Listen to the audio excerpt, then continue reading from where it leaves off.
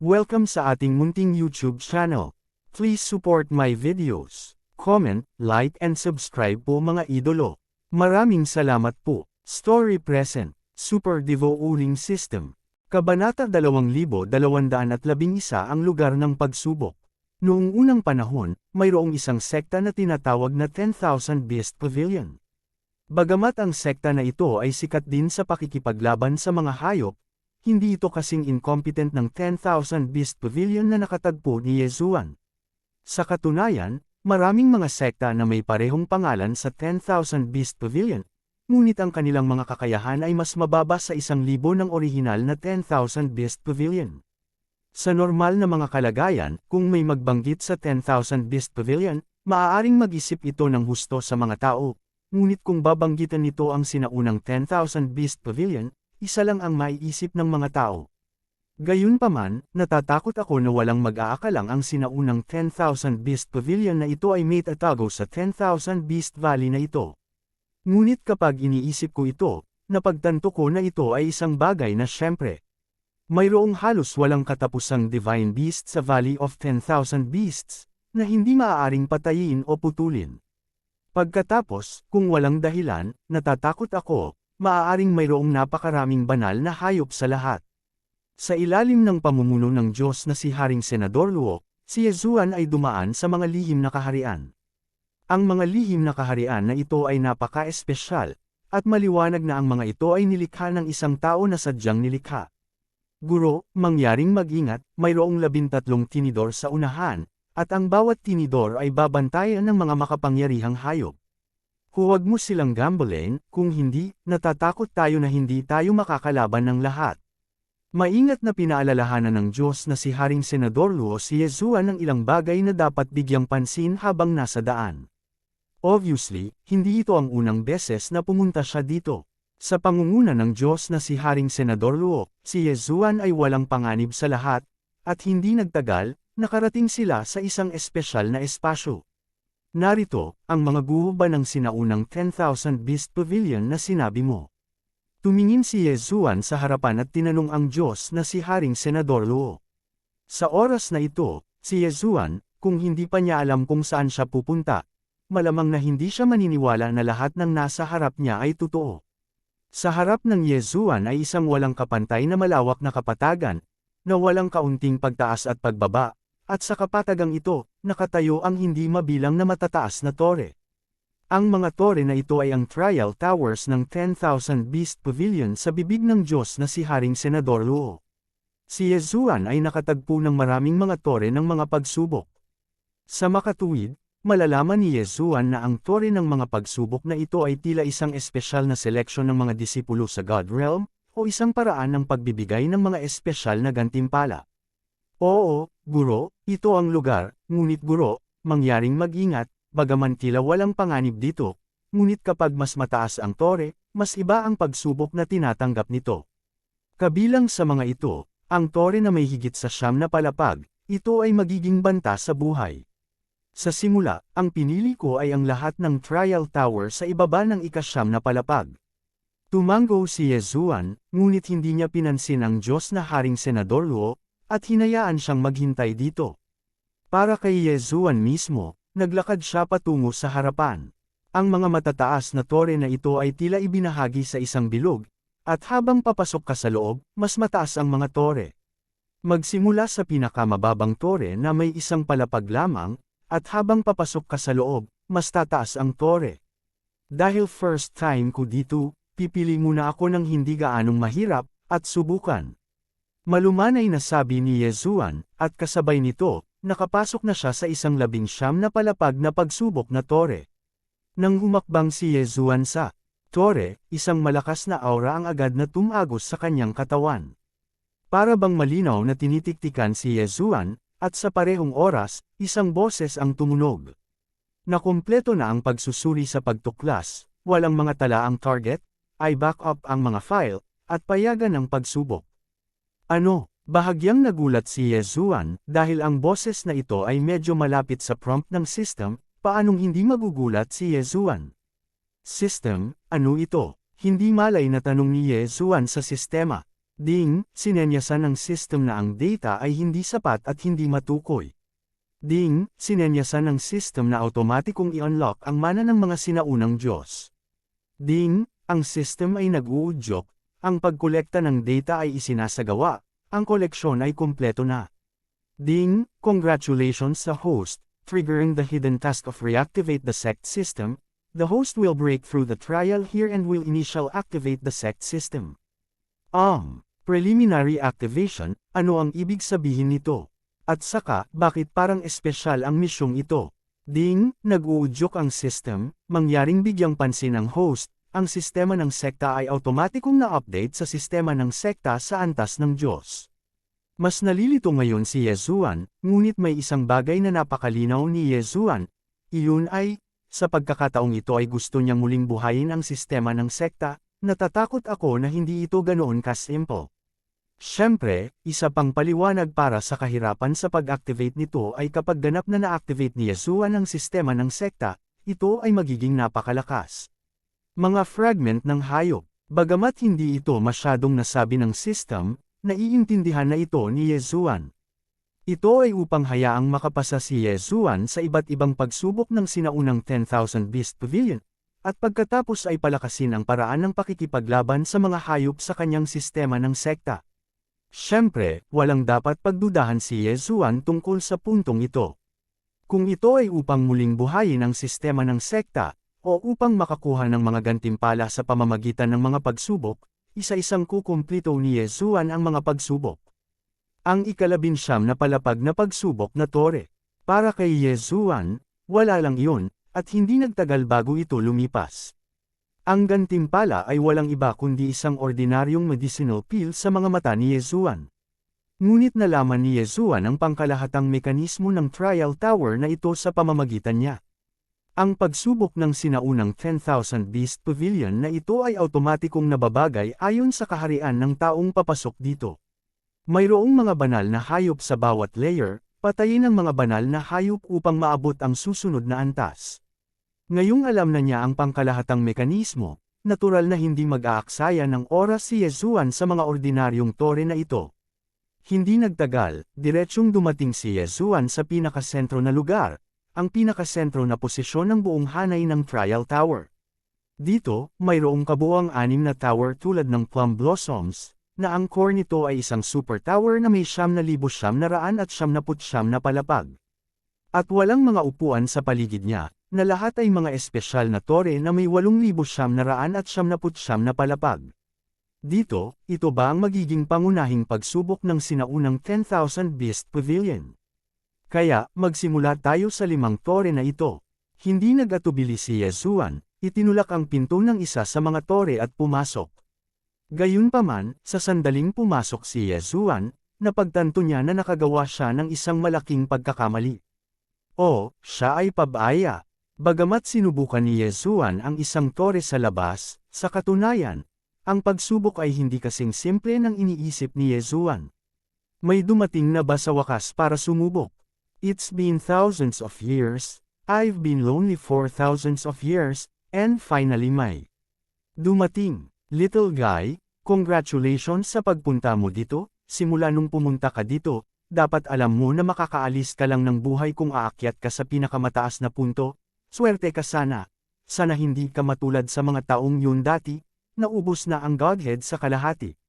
Sa madaling salita, biglang tumibok ang puso ni Yezuan. Bagamat hindi alam ni Yezuan kung saan nanggaling ang boses, ang kahulugan sa kanyang mga salita, hindi ba niya sasabihin muli, bago si Yezuan, maraming tao ang dumating upang hamunin, ngunit sa huli, ang pagka-Diyos ay naubos na. Kabanata 2212 Secret Realm Stone. Alam mo, ang pagkaubos ng pagka-Diyos ay maaaring iba sa pagkamatay sa labanan.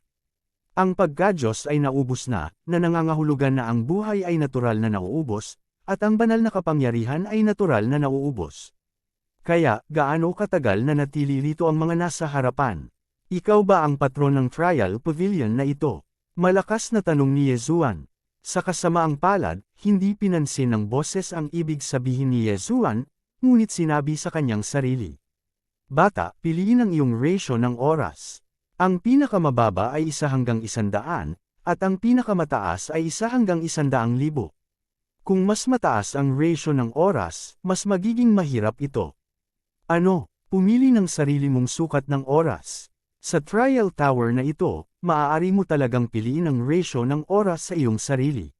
Si Yezuan ay natakot. Dapat mong malaman na sa bawat oras sa lihim na kaharian, kahit na ang kanyang daloy ng oras ay iba sa pangunahing mundo sa labas, ito ang pinakamaliit, at ang kanyang daloy ng oras ay naayos sa simula. Kaya ano ang sitwasyon ng trial tower na ito na naranasan ni Yezuan ngayon? At maaari niyang piliin ang oras na bilis ng daloy na gusto niya. Ano nga ba ito, at gaano kalakas ang pagkakaroon nito upang makapagtakda ng gayong pagpili ng oras? Ilang sandali, natigilan si Yezuan doon, at nagawa niyang ayusin ang daloy ng oras ng mag-isa, na ikinagulat ng puso ni Yezuan. Kaya, anong ratio ng oras ang dapat piliin ni Yezuan na pinakaangkop? Dapat mong malaman na kung pipiliin mo ang isang medyo malaking proporsyon ng oras, kung gayon si Yezuan ay maaaring manatili dito ng 10,000 taon, at ang labas ng mundo ay lumipas lamang ng 1 taon. Kung ito ang kaso, walang alinlangan na ito ay isang magandang bagay para kay Yezuan. Pagkatapos ng lahat, si Yezuan ay mayroon pa ring maraming bagay na dapat gawin, at hindi siya handang mag-aksaya ng masyadong maraming oras dito. Gayunpaman, kung ang proporsyon ng oras na napili ay masyadong malaki, kung gayon si Yezuan ay haharap sa mas maraming paghihirap, at ang kahirapan sa pagharap sa mga pagsubok ay natural na magiging mas malakas. Kung paano pumili, masasabing dapat piliin ni Yezuan ang pinakaangkop na ratio. Trial Tower, gusto kong malaman kung totoo ba ang mga hayop na nakatagpo ko sa pagsubok na ito, at kung ang mga reward na matatanggap ko ay makukuha lang sa dulo. Hehe, nakakatuwa ka, ikaw ang unang nagtanong sa akin ng ganyan. Masasabi ko sa iyo na lahat ng pagsubok dito ay kathang-isip lang, ngunit ang iyong mga gantimpala ay ibibigay tuwing ika-9 na palapag. Okay, kung ganoon, pinipili ko ang ratio ng oras, 1 hanggang 10,000. Biglang sinabi ni Yezuan, na naging dahilan upang maging ang trial tower, na nabuhay ng libu-libong taon, ay bahagyang nagulat. Hindi niya naintindihan kung bakit agad na nakapili si Yezuan matapos itanong kung totoo o kathang-isip lang ang hamon, at kung kailan na ipamahagi ang reward. Parang walang kailangang koneksyon sa dalawa. Siyempre, ang trial tower na ito ay hindi magtatanong ng marami.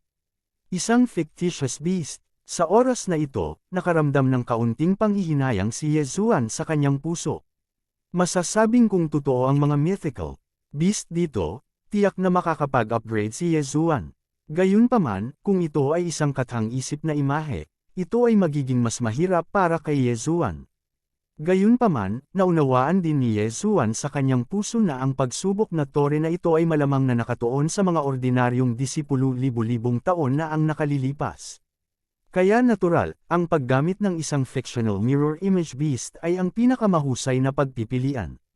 Piliin ang iyong paunang bonus, maaari ka na ngayong pumili ng isang magic weapon, o pumili ng isang realm blessing. Natigilan muli si Yezuan, hindi niya inaasahan na ang trial tower na ito ay mayroon pa ring ganoong mekanismo. Pumili ng bonus. Ibig sabihin, hanggat naabot ni Yezuan ang isang tiyak na pamantayan, makakakuha siya ng espesyal na pantulong na kapangyarihang panlaban sa trial tower na ito. Ang ganitong pagsubok ay hindi pa nagagawa. Siyempre, ito ay walang alinlangan na isang magandang bagay para kay Yezuan. Magic weapon. Hindi nagkukulang si Yezuan, ngunit para sa kaharian, ayaw pumili ni Yezuan. Trial Tower, maaari ko bang itago ang bonus para magamit sa ibang pagkakataon? Hehe, little guy, you are getting more and more interesting. Ikaw ang unang nagtanong sa akin ng request na ito. Siyempre, maaari mong piliin na itago ito para magamit sa ibang pagkakataon, at magagamit mo ito anumang oras na may biyayang makukuha mo. Siyempre, sa panahon lang ng pagsubok mo. Tumango si Yezuan, dahil iyon ang kaso, kung gayon madali itong hawakan. Matapos maunawaan ang lahat ng bagay, hindi nag-atubili si Yezuan at dir-diretsyong naglakad.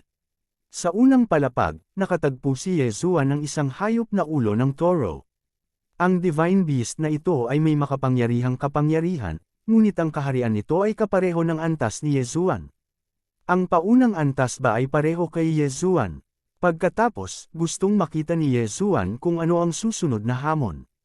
Gayunpaman, ang ikinagulat ni Yezuan ay dumaan siya sa 79 na palapag sa isang hininga, at lahat sila ay mga halimaw sa parehong kaharian gaya niya, ngunit ang mga uri ng mga halimaw ay patuloy na nagbabago.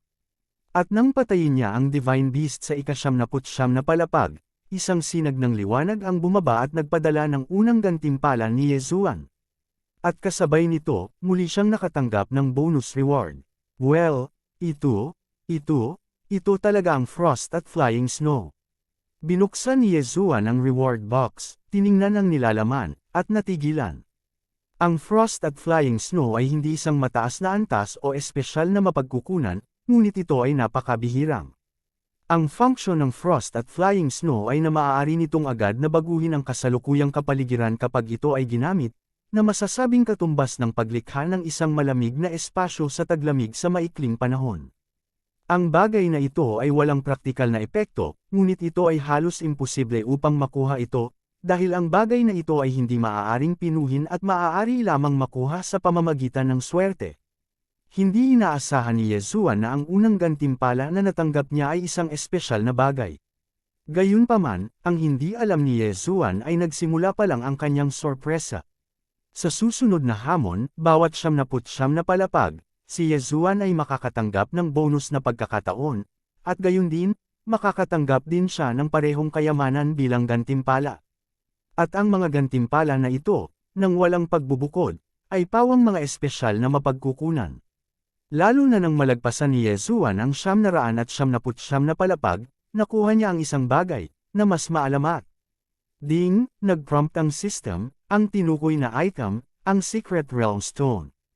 Gamit ang item na ito, makakagawa ang host ng Secret Realm ng mag-isa, walang limitasyong oras at lugar. Oo, ang gantimpala ng 999 na palapag ay ganoong bagay. Upang lumikha ng isang lihim na kaharian, maraming malalakas na tao ang makakagawa nito, ngunit umaasa sila sa kanilang makapangyarihang kakayahan. Ngunit ang Secret Realm Stone na nakuha ni Yezuan ngayon ay maaaring direktang durugan para lumikha ng Secret Realm Space. Alin ang malakas, hindi na kailangang ipaliwanag. Ang lahat ng mga ito ay mga espesyal na item, at kahit na ang mga gantimpala ng hamon dito ay pawang mga espesyal na item. Napakalakas ng sinaunang 10,000 Beast Pavilion, gaano karaming mapagkukunan ang mayroon sila, paano sila magiging napakayaman, magagawa nila ang anumang gusto nila, at maaari nilang direktang gamitin ang napakaraming espesyal na item bilang mga reward sa customs clearance. Dapat mong malaman na mayroong hindi mabilang na mga tore, kahit na si Yezuan ay isa na ngayon sa 6 na core tower. Ang nakakatakot na sinaunang 10,000 Beast Pavilion, gaano sila kalakas. Gayunpaman, natuklasan din ni Yezuan na dito, tila mga espesyal na mapagkukunan lamang ang ibibigay. Kabanata 2213 Running Thunder Eagle. Tungkol naman sa iba, wala. Sa ngayon, nakaipon na si Yezuan ng 12 bonus activation, ngunit hindi pa rin pinili ni Yezuan na gamitin ito.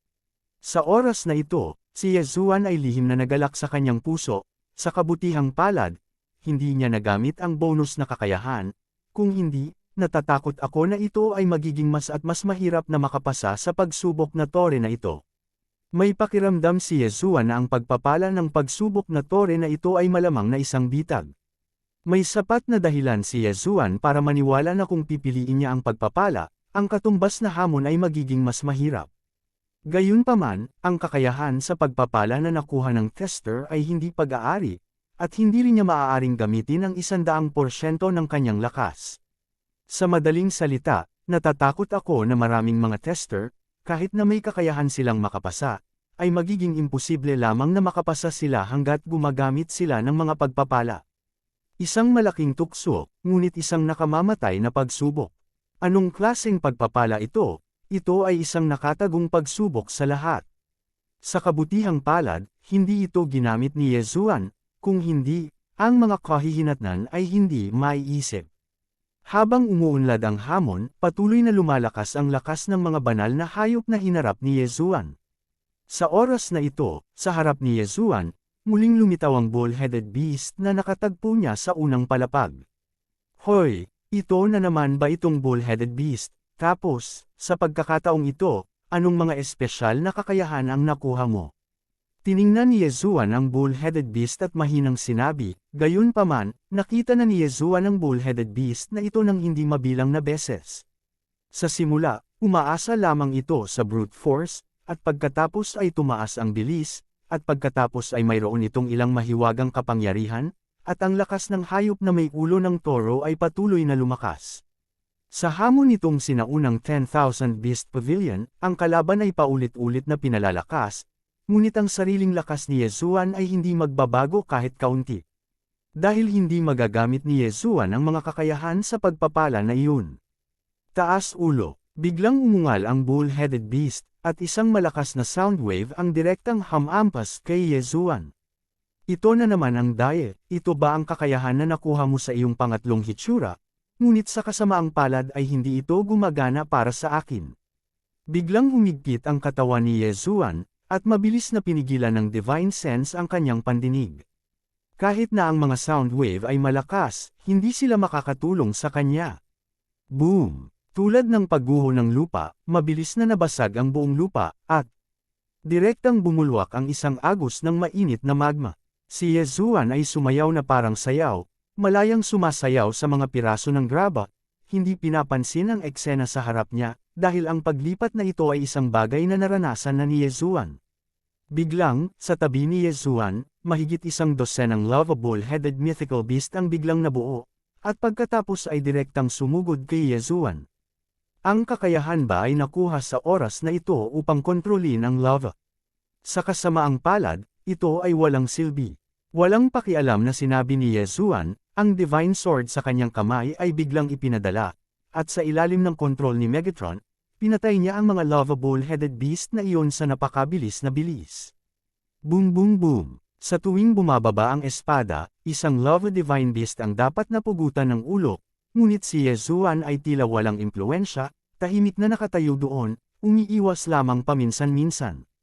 Tuldok tuldok tuldok, nagpatuloy ang hamon. Bagamat kakaunti lang ang hinarap ni Yezuan na mga banal na hayop, ang kanilang mga kakayahan ay kailangang paulit-ulit na palakasin. Ang daloy ng oras ay 1 hanggang 10,000, para hindi masyadong mag-alala si Yezuan tungkol sa pag-aaksaya ng oras, ngunit sa katunayan, ang oras na ginamit ni Yezuan ay hindi masyadong mahaba. Siyempre, hindi lang masyadong mahaba, ngunit hindi ito tumitigil sa lahat. Damn it! I've been grinding with this guy for 3 years. Hindi ba pwedeng ganito na lang ang ubusin ko? Naabot ni Yezuan ang 5,732 palapag sa oras na ito. Dito, gayunpaman, nakatagpo siya ng isang mahirap na problema. Noon, ang Lightning Mouse ay may espesyal na talento at mahiwagang kapangyarihan, at maaaring mag-set up ng isang bagay na katulad ng teleportation array ng maaga. Kung kinakailangan, maaari itong i-activate ng direkta at pagkatapos ay iwasan. At ngayon, ang Thunder Eagle na kinakaharap ni Yezuan ay aktwal na nakakuha ng kakayahan na katulad ng espesyal na talento ng Lightning Mouse, at maaari nitong baguhin ang posisyon nito anumang oras sa himpapawid. Sa sinaunang pagsubok na tore na ito, ang bawat palapag ay gagawa ng isang hiwalay na kapaligiran, o mga bundok ng nyebe, o mga damuhan, o kapatagan, lahat ng uri ng mga anyong lupa, naganap na random.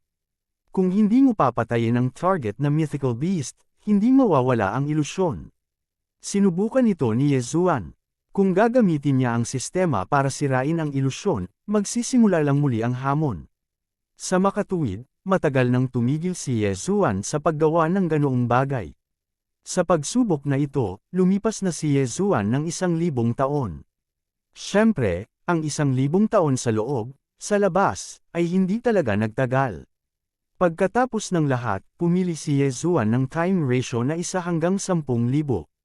Pagsira sa Diyos, biglang iniwas ni Yezuan ang Divine Sword, isang malakas na liwanag ng espada, at diretsyong lumipad patungo sa Thunder Eagle, na napakabilis. Nakakalungkot na kahit si Yezuan mismo ay walang katiyakan. Oo nga, ang figure ng Thunder Eagle ay kumislap at nawala muli. Kung si Yezuan ay nasa isang kapaligiran na ngayon na may matataas na bundok, maaaring mas mabuti ito, ngunit si Yezuan ay nasa isang simpleng kapaligiran na ngayon. Nawala ang liwanag ng espada, at nabigo muli ang mapanirang Diyos na slash. Damn, it's damn, hindi ko kayang ubusin ng ganito. Kapag pinagpatuloy ko pa ang pagkonsumo nito, natatakot akong makulong ako dito. Naisip ni Yezuan sa kanyang sarili na, sa katunayan, ginamit niya ang lahat ng paraan na kaya niya. Ang anyo ng magic weapon ng Megatron ay nirefresh araw-araw, ngunit kahit anong anyo ng magic weapon, hindi matutulungan ni Yezuan ang Thunder Eagle. Kasabay nito, ginamit ni Yezuan ang lahat ng kakayahan ng Sword of Slaying, Sword of Thousand Beasts, ang God-level mount, at maging ang kakayahang ipatawag ang mundo. Walang silbi, walang silbi. Ang Thunder Eagle na ito, ang kakayahan sa pagpapala na nakuha niya noong nakaraan ay isang malakas na induction. Nagamit niya ang espiritual na kahulugan upang mag-set up ng espasyong espiritual na kahulugan tulad ng isang domain sa buong virtual na espasyo. Bago pa man may sigaw ang alinman sa mga aksyon ni Yezuan, alam na iyon ng Thunder Eagle. At pagkatapos, ang kanyang agarang paggalaw ng walang paglamig ay maaaring mabilis na mawala siya. Boom! Eto na naman. Mabilis na umiwas ang figure ni Yezuan. Sa isang iglap, kasama si Yezuan bilang sentro, hindi mabilang na kulog at kidlat ang direktang bumuo ng purgatorio. Sa kabutihang palad, sanay na si Yezuan sa ganitong paraan ng pag-atake. Ito ang paraan ng pag-atake ng kidlat na dumating sa Thunder Eagle sa unang pagkakataon. Kahit na ito ay pinalakas ng maraming beses, ang paraan ng pag-atake ay hindi gaanong nagbago, kaya maaaring umiwas si Yezuan. Walang paraan para magpatuloy ng ganito, ano ang dapat kong gawin? System, mayroon ka bang magandang solusyon? Matapos makapasok sa sinaunang pagsubok na tore na ito, si Yezuan ay hindi tumawag sa system ng mahabang panahon, ngunit sa pagkakataong ito, natatakot ako na maaari lamang siyang humingi ng tulong sa system. Ding, ang sistema ay nag-uudyok, mangyaring bigyang pansin ng host, ang host ay kasalukuyang may dalawang pagpipilian. Una, gumamit ng mga espesyal na materyales upang palakasin ang katawan, upang ang host ay magkaroon ng mas mabilis na kapangyarihan ng reaksyon at mas malakas na espiritual na kahulugan. Ding, paraan ng dalawa, ang host ay maaaring gumamit ng mga espesyal na materyales upang ayusin ang mga espesyal na paghihigpit upang bitag ang target. Ang dalawang pamamaraan na ito na naman ba? Kabanata 2214 na dugo sa antas ng Diyos. Sa katunayan, minsang tinanong ni Yezuan ang sistema, ngunit ang sagot na nakuha niya ay hindi ang gusto ni Yezuan. Dapat mong malaman na kung ang mga espesyal na materyales na nakuha ni Yezuan ngayon ay maaaring kunin at palakasin gamit ang DevR points, kung gayon si Yezuan ay maaaring makakuha ng hindi mabilang na mga benepisyo, at kung ito ay direktang ginagamit upang palakasin ang katawan, ito ay magiging malaking basura. Kung ihahambing mo ang paggamit ng phagocytosis ay tumuturo sa pagproseso ng mga espesyal na materyales sa isang daan. Pagkatapos, ang paraan ng direktang paggamit ng mga espesyal na materyales upang palakasin ang katawan ay nagkakahalaga lamang ng isa, ibig sabihin, ito ay mag-aaksaya ng 70%. Hindi handang mag-aksaya si Yezuan, lalo pa ang 79% na basura. Kung tungkol sa kung anong uri ng bitag, hindi ito matanggap ni Yezuan. Kumonsumo ito ng maraming espesyal na materyales para matrap ang Thunder Eagle, isang hanggal na paraan tulad ng paghihintay ng kuneho. Hindi ito isang plano na nagustuhan ni Yezuan. Paano gawin? Ngayon ba ay wala na talagang pagpipilian? Hindi ba pwedeng sayangin na lang? Sa sandaling nagngangalit si Yezuan ng kanyang mga ngipin, nasayang ang basura, gayon paman, pagkatapos ng pagpapalakas, ang kakayahan ay pagmamay-ari pa rin sa kanyang sarili.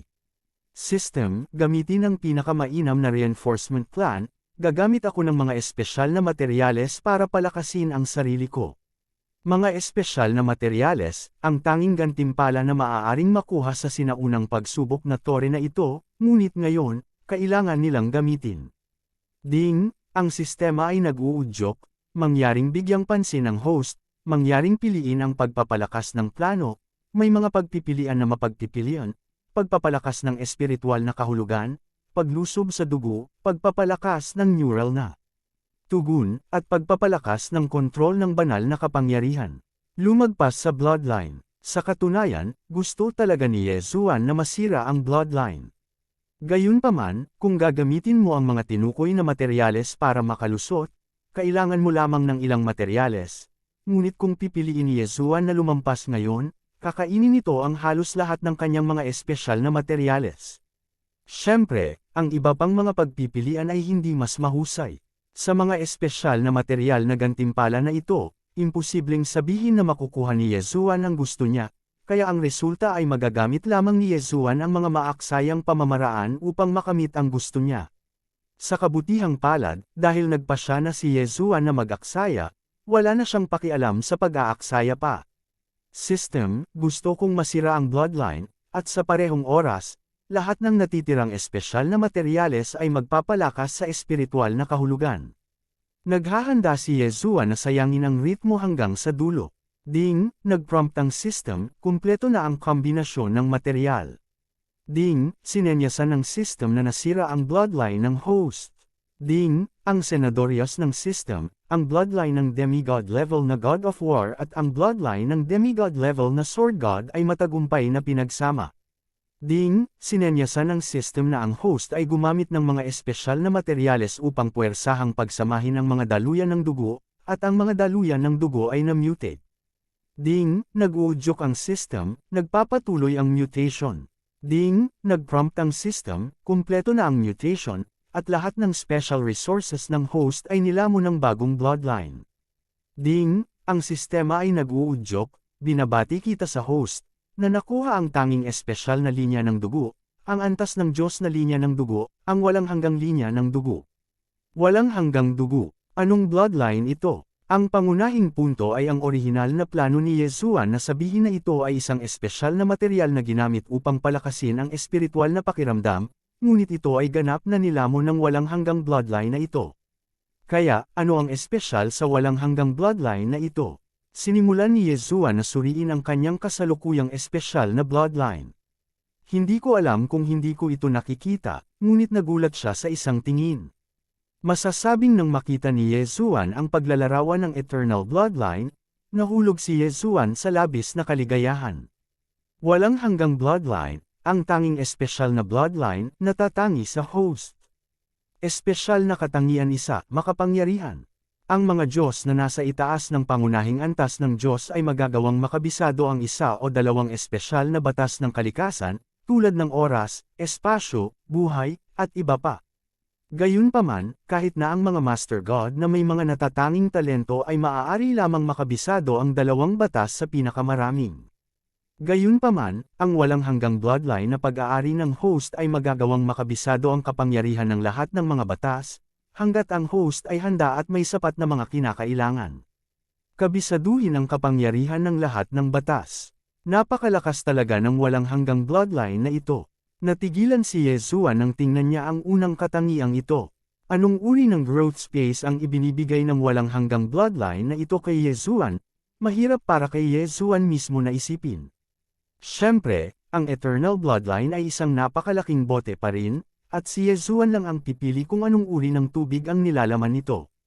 Espesyal na katangian dalawa, sa pilitang paglamon, ang katangiang ito ay nagpapahintulot sa host na magbayad ng isang tiyak na presyo upang direktang lamunin ang anumang kapangyarihan ng batas, kung ito ay nagmula sa kaaway o sa natural na batas, hanggat ang host ay maaaring masiyahan ang premise ng paglamon, pagkatapos ay maaari itong direktang lumamon.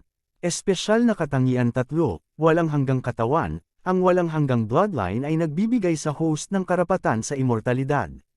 Hanggat ang host ay hindi ganap na nawasak, kahit na ang pagka-Diyos ay nasira, maaari itong ayusin ang sarili. Hanggat mayroong anumang cell, maaari itong muling mabuhay ng mag-isa. Mangyari pa, iba-iba ang panahon ng pagkabuhay muli. Ito ay magiging napakatagal. Kasabay nito, mas malakas ang kakayahan ng host sa pagbawi. Ang pangalawang katangian ay maaaring ituring bilang isang tugma sa unang katangian, ngunit ang ikatlong katangiang ito ay nagbibigay lamang kay Yesuan ng isang walang kamatayang katawan. Hanggat mayroong isang selda, maaari itong mabuhay muli, at kung ang Diyos ay nasira, hindi ito mamamatay. Hindi lamang ito mamamatay, ngunit ang panguluhang Diyos ay automatikong aayusin ang sarili nito. May nakarinig na ba ng ganoong kakayahan? Makapangyarihan at walang talo. Ito talaga ang natatanging bloodline ni Yezuan, napakalakas na bloodline. Natatakot ako na hindi na ako makakahanap ng pangalawa. Gayunpaman, ito na ba ang katapusan? Ito ba ang tungkol sa walang hanggang bloodline? Hindi, ito ay simula pa lamang. Skill 1, Eternal Domain, ang host ay makakagawa ng sarili niyang espesyal na domain.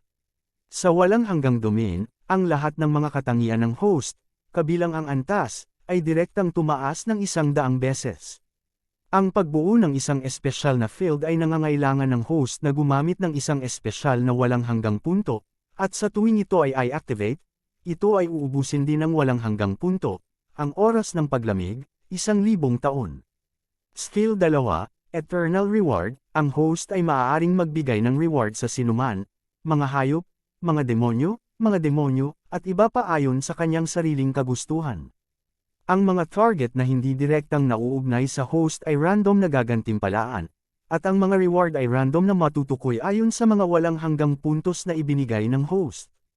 Skill 3, ang kasalukuyang estado ng host ay hindi sapat, at hindi pa ito na-activate sa ngayon. Skill 4, ang kasalukuyang estado ng host ay hindi sapat, at hindi pa ito na-activate sa ngayon. Tuldok. Kasanayan, hanggang 10. Fuck, hindi ba ito masyadong pervert? Tiningnan ni Yezuan ang kanyang bagong bloodline, at maging siya ay natulala. At kahit na siya ay hindi napigil ang makaramdam ng masyadong pervert. Sa 10 skill slots, ang 2 lang na nabuksan ang nagpatigil kay Yezuan. Kaya, gaano kalakas ang iba pang 8 kasanayan? Gayunpaman, hindi pa rin alam ni Yezuan kung ano ang walang hanggang punto. Pagkatapos ng lahat, hindi pa ito ipinakilala. Ngunit ayon sa karanasan ni Yezuan, tinatayang ito ay isang bagay na katulad ng naunang layunin ng pagpatay, o maaaring ito ay parang paglunok. Bagamat alam ni Yezuan dati na ang bloodline ng Sword God at ng God of War ay maaaring isulong sa bloodline ng Unparalleled Sword God at ng God of War, ngunit ngayon, ang walang hanggang bloodline na ito ay halatang mas malakas. Bukod dito, ang Sword Attendant ng Sword God Bloodline at ang War God Mount Skill ng War God Bloodline ay napanatili lahat. Ang walang hanggang bloodline na ito ay isang espesyal na bloodline sa antas ng Diyos na pinalawak ng mutation ng bloodline ng Sword God at bloodline ng Diyos ng Digmaan.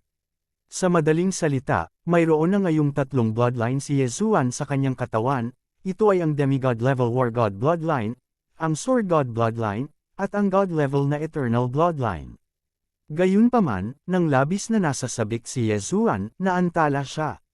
Boom! Isang napakalaking banal na kulog ang bumagsak mula sa langit, at walang pakialam ang Thunder Eagle kung ano ang iniisip ni Yezuan. Ngayon, ang pagkataranta ni Yezuan ay walang alinlangan na nagbigay kay Benlei Shenying ng pinakamagandang pagkakataon na umatake. Ding! Alarm! Ang host ay nasa ilalim ng malakas na pag-atake. Damn! Si Yezuan ay gumulong sa lupa sa kahihiyan, umiiwas sa kahihiyan. Ngunit kahit na ganoon, hindi nakatakas si Yezuan sa oras. Kabanata 2215 Bagong Sistema ng Sekta. Masakit, kahit na iniwasan niya ang karamihan sa mga pag-atake, ang presensya lamang ni Shenlei ay naging dahilan upang hindi komportable si Yezuan. Damn it! Hintayin mo ako. Inilabas ni Yezuan ang isang espada at direktang hamampas patungo sa Thunder Eagle. Sayang lang at hindi pa rin tumama. Sa katunayan, pagkatapos ma-excite si Yezuan, bigla niyang natuklasan ang isang napakatunay na problema, iyon ay, tila kahit na sa pilitan niyang pagsamahin ang bloodline at i-upgrade ang demigod level na bloodline sa god level na bloodline, nakuha pa rin niya ang tanging espesyal na bloodline. Gayunpaman, tila walang paraan upang harapin ang sinumpaang Thunder Eagle na ito. Ang lahat ng mga espesyal na materyales ay ginamit upang i-upgrade ang bloodline, higit sa lahat dahil si Yezuan ay walang paraan upang harapin ang Thunder Eagle na ito. Ito ay nakakahiya. It doesn't mean na nag-upgrade na siya ng bloodline. Hindi mapigilan ni Yezuan. Paano gawin? Sumimangot si Yezuan, iniiwasan ang pag-atake ng Thunder Eagle habang iniisip ang mga hakbang sa kanyang puso. Biglang nagkaroon ng inspirasyon si Yezuan, bakit kailangan niyang labanan itong Thunder Eagle? Ang sinaunang 10,000 Beast Pavilion Trial Rules na ito ay hindi nangangahulugan na dapat pumatay ang mga trialist, ibig sabihin, may mga kahinaan talaga ang Thunder Eagle. Ang pinaka-obvious at common sa kanila ay kailangan din niyang magpahinga sa lupa imbes na mag-hover sa ere. Sa katunayan, sa nakalipas na 3 taon, ang Thunder Eagle ay lumapag ng higit sa 100 beses. Kaya lang sa tuwing bumagsak ang Thunder Eagle sa lupa, sobrang pagod si Yezuan.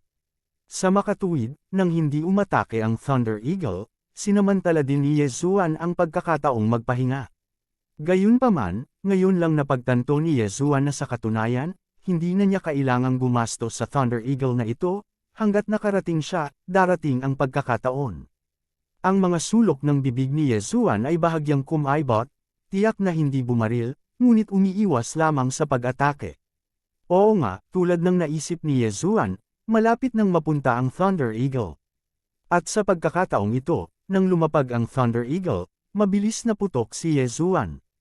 Pagsira sa Diyos. Nang lumapag ang Thunder Eagle, gumawa si Yezuan ng isang mapagpasyang hakbang. Boom! Isang galit na pag-atake ang naganap.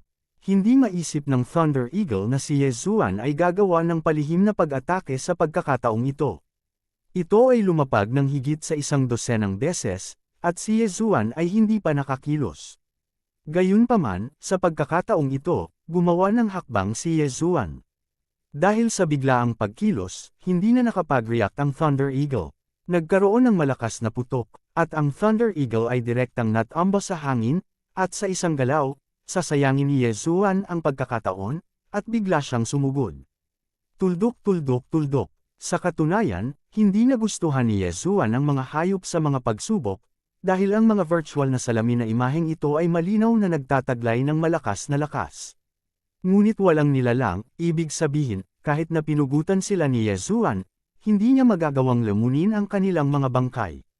Bagamat sinasabing magkakaroon ng mga gantimpala para sa anumang pagsubok, noong panahong iyon, mahirap pahusayin ang kaharian. Siyempre, ang mga gantimpala para sa mga pagsubok na ito sa pangkalahatan ay napakayaman, kaya hindi kailangang pakialaman ni Yezuan ang antas. Ang susunod na hamon ay isang tagumpay. Bagamat sinasabing ang mahiwagang kapangyarihan ng mga kalaban sa harap ni Yezuan ay patuloy na tumataas, ngunit nilabanan ni Yezuan ang tukso ng level bonus, kung gayon ang kaharian ng kanyang kalaban ay hindi tataas ng naaayon. Bukod dito, ang lahat ng ito ay mga banal na hayop, kahit na mayroon silang higit pang mga banal na kapangyarihan, sila ay mapipigilan pa rin ng Divine Sword. Halimbawa, sa panahon ng higit sa 7,000 layers, si Yezuan ay nasangkot sa isang banal na hayop na may halos hindi magagapi na depensa sa loob ng 50 taon. 50 taon ng nakakainip na laban ay masasabing hindi maisip. Gayunpaman, ang labanan na iyon ay nakipaglaban sa mahabang panahon. Dahil ang lalaki ni Yezuan ay talagang nakakuha ng mahiwagang kapangyarihan na katulad ng domain, napakalakas nito kaya desperado si Yezuan. Gayunpaman, hindi pinili ni Yezuan na gamitin ang level blessing, ngunit nakipag-usap lang sa taong iyon. Ngunit ang huling resulta ay na-control ni Megatron ang Divine Sword, at halos hindi inaasahan, hinampas niya ng isang strike ang God-destroying slash, na nagdulot ng one-hit kill effect, at pagkatapos ay agad na pinatay ang trial na hayop. Masasabing isang napakaswerteng tagumpay, ngunit ito rin ay isang hindi maiiwasang tagumpay. Tuldok. Sa wakas ay naabot na ang 8,999 na palapag. Ang huling palapag, ito ang huling pagsubok sa harap ni Yezuan. Alam mo, mahigit 9,800 taon nang nandito si Yezuan. Kahit sa labas ng mundo, halos 1 taon na. Halos 10,000 taon ng mga labanan ang nakamit ni Yezuan ang napakabilis na lakas ng reaksyon, at nakamit din si Yezuan at ang kanyang mayamang karanasan sa pakikipaglaban. Bagamat hindi pa napabuti ang level, kung ikukumpara mo ang kasalukuyang Yezuan sa oras na kakapasok lang niya, maaaring umunlad si Yezuan ng higit sa 10 beses. Ang pinakasimpleng halimbawa ay ang paggamit ng God Extinguishing Slash. Sa orihinal, isang espada lang ang kaya ni Yezuan sa isang pagkakataon, ngunit ngayon, kayang indayog ni Yezuan ang 7 espada ng sabay-sabay. Huwag maliitin ang gayong kaunting pagbabago. Sa maliit na pagbabagong ito, si Yezuan ay mayroon ng kapangyarihang lumaban upang tumawid sa hangganan at patayin ang kalaban ng hindi gumagamit ng anumang tulong sa system. At ang mga ito, masasabing, ay hindi mapapalitan ng walang karanasan sa pangmatagalang labanan na ito. Siyempre, ngunit sa oras na ito, hindi pa rin umuunlad ang kaharian ni Yezuan. Palagi na lang niyang kino-condense ang kanyang fighting will at pinapakipot ang kanyang fighting instinct. Gayunpaman, ang hindi inaasahan ni Yezuan ay ang orihinal na akala niya ay magiging isang madugong labanan dito. Tutal, ito na ang huling palapag, kaya siguradong ito ang magiging pinakamatibay na palapag. Gayunpaman, nang pumasok si Yezuan sa kanya napagtanto na ito na ang oras para matanggap ang gantimpala. Congratulations, little guy, you have successfully passed the test of the first level. Lahat dito ay ang reward mo. Ang boses ay lumitaw, ang boses na ito, ngayon ay naunawaan na ni Yezuan, ay katumbas ng pag-iral ng Diyos na tagapag-alaga, na kumokontrol sa lahat ng bagay dito. Sinabayan ng boses na iyon, sa harap ni Yezuan, may lumitaw na parang isang bookshelf, ngunit sa ibabaw nito, may mga kahon ng kayamanan, at mayroong libo-libo sa kanila. Si Yezuan ay natural na hindi magiging magalang, at direktang inilagay ang lahat ng ito sa kanyang sariling lugar na nilalamon. Ding, nag-prompt ang system, binabati kita sa host sa paunang pag-unlock ng sect system, ang muling pag-activate ng sect system, at ang automatikong pag-upgrade sa God level. Sect system. Bahagyang ngumiti si Yezuan, napakatagal niyang lumaban, hindi ba sa sandaling ito? Siyempre, ang 10,000 taon ng walang tigil na pakikipaglaban, kung ito ay papalitan ng ibang tao, natatakot ako na matagal na itong gumuho. Gayunpaman, siya ay si Yezuan, siya ang walang talo na si Yezuan, paano siya mapapabagsak ng isang pagsubok lamang? Hindi na nagdalawang isip si Yezuan at diretsyong lumabas sa trial tower na ito. Ang muling pagpasok sa labas ng mundo ay nagparamdam kay Yezuan na para siyang nasa ibang mundo.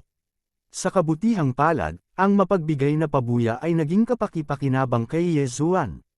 Sa pagtingin sa iba pang 5 pangunahing tore, hindi pinili ni Yezuan na ipagpatuloy ang hamon. Dito, si Yezuan ay nag-aksaya ng 1 buong taon ng oras, at hindi siya handang magpatuloy sa pag-aaksaya ng oras. Pagkatapos ng lahat, hinihintay pa rin ng sinaunang sword intent si Yezuan na pumatay. Habang tumatagal ang oras, mas malaki ang pagkakataon na ang sinaunang espada ay makalusot sa selyo. Kabanata 2216 na Mahiwagang Serpiente. Kapag ang sinaunang sword intent ay talagang masira ang selyo, natatakot ako na ang sakuna sa mundo ay hindi maiiwasan. Hindi ito ang gusto ni Yezuan, kaya pinili ni Yezuan na umalis sa lugar na ito. Dahil sinasabing ang mga guho ng sinaunang 10,000 Beast Pavilion ay palaging naririto, at bukod sa God King na ito na si Senador Luo na hindi sinasadyang nakapasok dito, walang nakakaalam na mayroong isang nakakagulat na lihim na nakatago sa 10,000 Beast Valley na ito, kung gayon ay hindi na kailangang mag-alala si Yezuan na matuklasan dito. Siyempre, kahit matuklasan man ito, natatakot ako na walang makapasa sa pagsubok nitong 10,000 Beast Pavilion. Gayunpaman, bago umalis si Yezuan, hindi niya nakalimutang mag-set up ng maraming restrictions para isara ang lugar.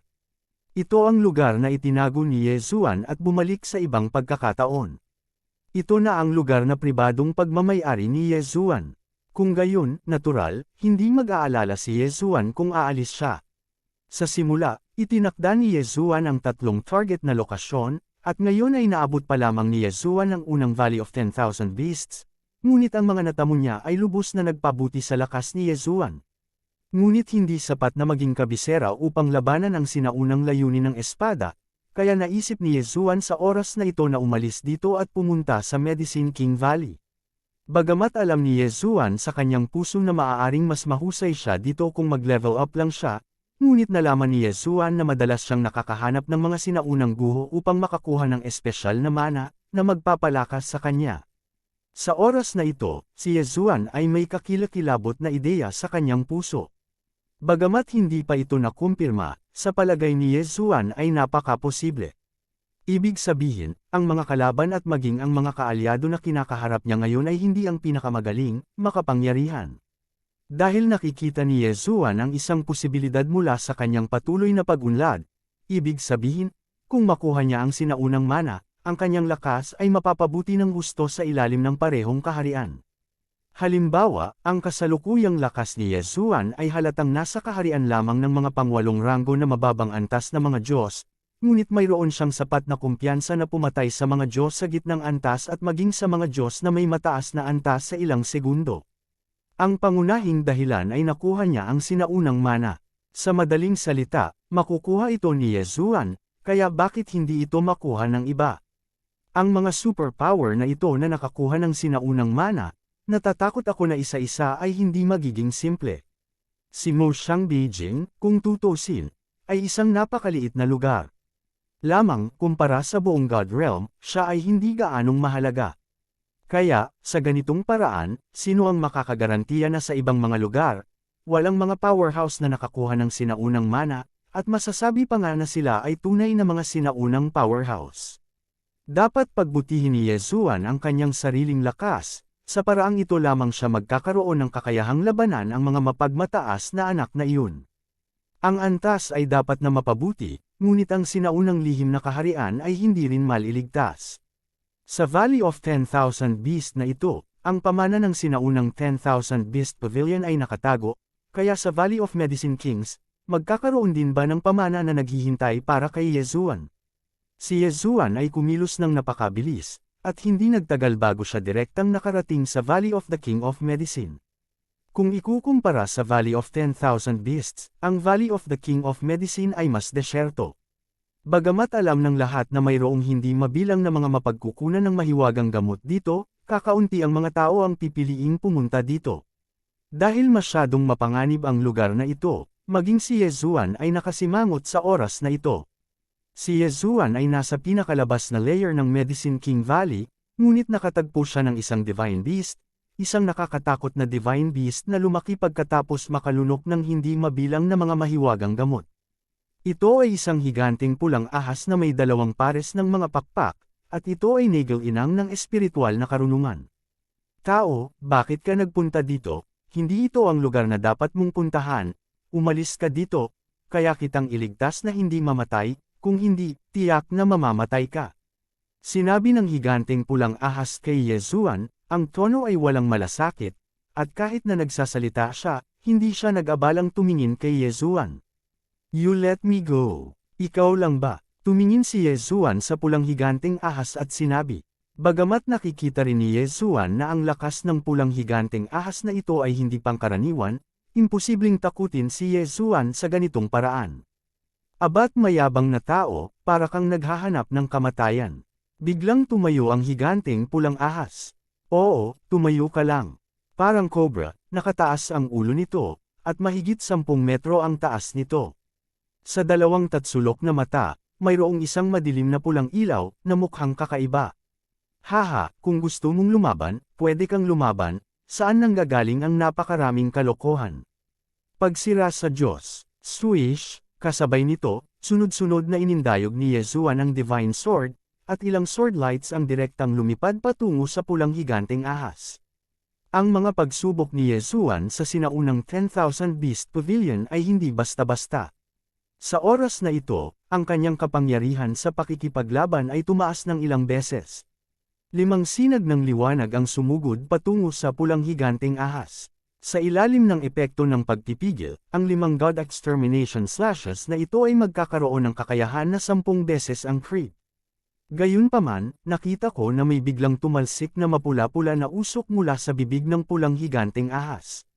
Nang ang usok ay tumama sa liwanag ng espada, natigilan si Yesuan nang malaman na ang pag-atake na ginawa niya ay hindi lamang mabilis na hamina, ngunit maging ang kapangyarihan ay naalis. Ang pulang usok na ito ay naging isang espesyal na knuckle-alasong fog, isang espesyal na knuckle-alasong fog na maaaring magpahina sa banal na kapangyarihan. Tao, hindi ito ang lugar na dapat mong puntahan, umalis ka dito. Kumunot ang noo ni Yesuan, hindi niya maintindihan kung bakit kailangan siyang bitawan ng lalaking ito. System, tuklasin ang lakas ng target. Ding, ang sistema ay nag-uudyok, tukuyin ang target, ang gitnang rurok na. Espiritual na kaharian. Isang mid-level peak spirit. Hindi ito masyadong malakas, siguradong papatayin ito ni Yesuan. Maglakas loob na hamakin si Yezuan, kung gayon, ang higanteng ahas na ito ay nililigawan ng kamatayan mag-isa. Libong hayop na swordsman, biglang tinawag ni Yezuan ang Thousand Beast Sword Attendant.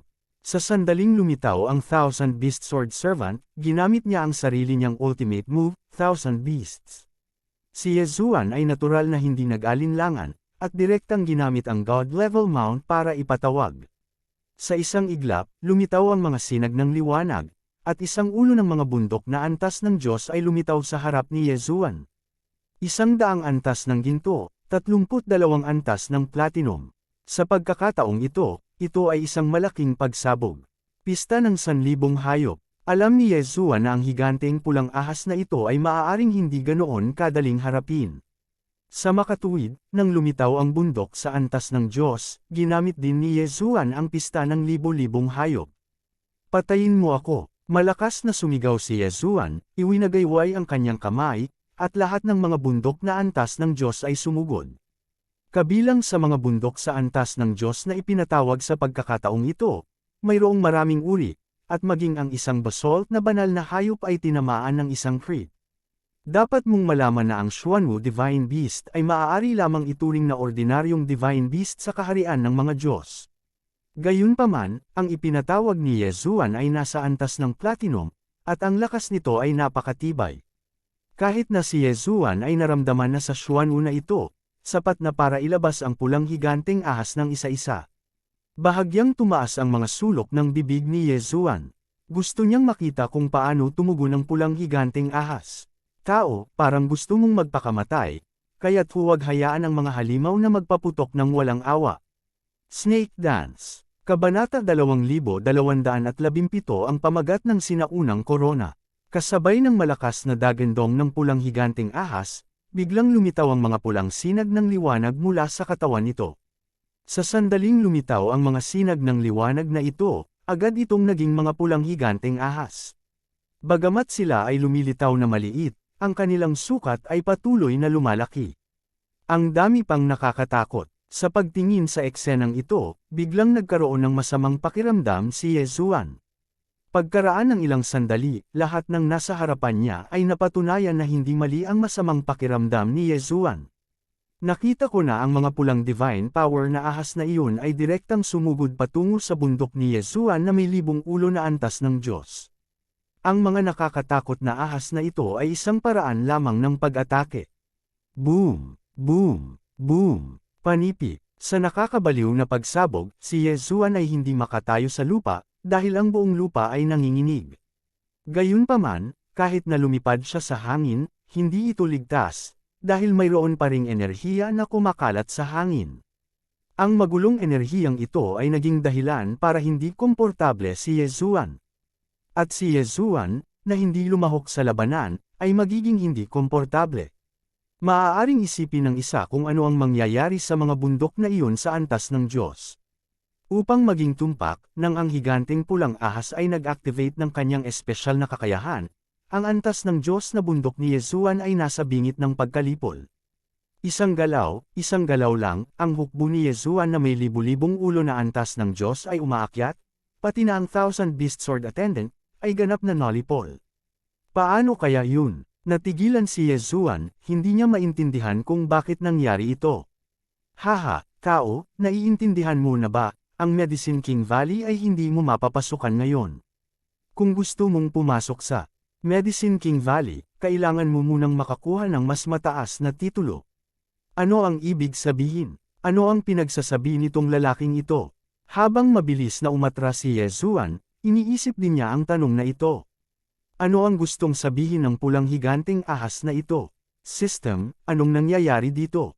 Sa puntong ito, maaari lamang tanungin ni Yezuan ang sistema. Ding, ang system ay nag-uudyok, ang data ay kinokolekta. Ding, pakitandaan, host, noong sinaunang panahon, ang lahat ng kaharian ay mahahati sa iba't ibang titulo ng korona sa harapan, halimbawa, ang mababang espiritual na kaharian, ang sinaunang panahon ay ang mababang espiritual na kaharian, ngunit ang kanilang mga tungkulin ay mga iskolar, general, at mga hari, emperador, parangalan ang 6 na titulo sa harapang korona. Ding, Ang mas mababang espiritual na mga Diyos ng ranggo ay karaniwang hindi pinapansin ang korona sa harapan, at sila ay direktang tinatawag na mas mababang espiritual na mga Diyos. Ngunit kung isang pangkalahatang mas mababang espiritual na Diyos, ang lakas ay katumbas ng 10 ranggo ng mga iskolar. Ding, ang titulo ng dating korona, ang bawat kaharian ay pinag-isa, at ito ay nahahati sa 6 na kaharian. Ang mga malalakas na tao noong sinaunang panahon ay nilinang at hinanggad ang kanilang tunay na lakas, at sila ay patuloy na bubuti pagkatapos tuklasin ang kanilang buong potensyal. Ang paraan ng pag-upgrade ng God Realm ay hindi eksaktong pareho. Ding, ang sistema ay nag-uudyok na sa bawat oras na maabot ang isang bagong kaharian, ang pamagat ng korona sa harapan ay i-refresh at muling sisanayin. Ding, ang sistema ay nagudyok na ang host ay kasalukuyang nasa pangkalahatang antas na mababa ang espiritual na kaharian. Ding, pakitandaan, host, bago pumasok sa Core God Realm, hindi makakatagpo ang host ng super strong na may titulong Front Crown, please don't worry. Sa madaling salita, ang taong may titulo ng dating korona ay isang henyo sa parehong antas. Ang isang serye ng mga senadoryas mula sa system ay hindi nakaaliw kay Yesuan, ngunit mas nagpanik kay Yesuan. Marahil ay masyado nang matatawag itong gulat, ngunit talagang naramdaman ni Yesuan na hindi ganoon kadali ang mga bagay. Ano ang ibig sabihin na hindi mo kailangang mag-alala tungkol sa hindi pagpasok sa Core God Realm ngayon? Hindi kaya siya, si Yesuan, ay hindi makakagala sa gilid ng God Realm na ito sa buong buhay niya. Bukod dito, may ilang bagay na hindi gustong gawin ni Yesuan, kaya hindi niya ito magagawa. Halimbawa, sa sinaunang layunin ng espada, kailan siya gustong guluhin ni Yesuan. Pagkatapos niyang makarating sa God Realm, ang una niyang ginawa ay ang hanapin si Luoluo. Gayunpaman, ang hindi maipaliwanag na mga bagay ay paulit-ulit na nangyari, kaya si Yesuan ay maaari lamang masangkot sa puyo ng tubig ng paulit-ulit. Sinadya man niya ito o hindi, at hinayaan si Yesuan na harapin ng paulit-ulit ang iba't ibang mga kaaway. Ang ilang mga bagay ay hindi dahil ayaw ni Yesuan na gawin ang mga ito. Minsan, kahit si Yesuan ay wala lang magagawa kapag nahaharap sa ilang bagay. Baka ito na ang tadhana. Itinaas ni Yesuan ang kanyang ulo at tumingin sa pulang higanteng ahas. System, detect ang lakas ng pulang higanteng ahas. Ding, ang system prompt, tukuyin ang target, ay nasa tuktok ng pangkalahatang antas ng espiritual na kaharian. Ding, ipo-prompt ng system na hindi ay anunsyo ng system ang pamagat ng Front Crown bilang default. Sa hinaharap, kung titingnan ng host ang pamagat ng target na Front Crown, kakailanganin ito ng kaunting swallowing point upang suriin ito. Ikaw sir, saglit na natigilan si Yesuan.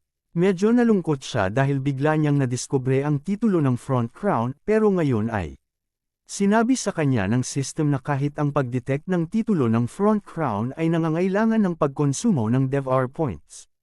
Paano nito mapapasaya si Yesuan? Hindi nakakagulat na ang pulang higanteng ahas na ito ay napakalakas. Lumalabas na ang taong ito ay kapareho din ng pangkalahatang ranggo ni Yesuan, at nasa middle level spiritual realm pa rin siya. Hindi matalo ito. Oo, hindi ito matatalo ni Yesuan. Hindi man lang makalampas si Yesuan sa unang antas sa mapahamak na Valley of Medicine Kings na ito. Bakit naman gustong malaman ni Yesuan ngayon kung bakit?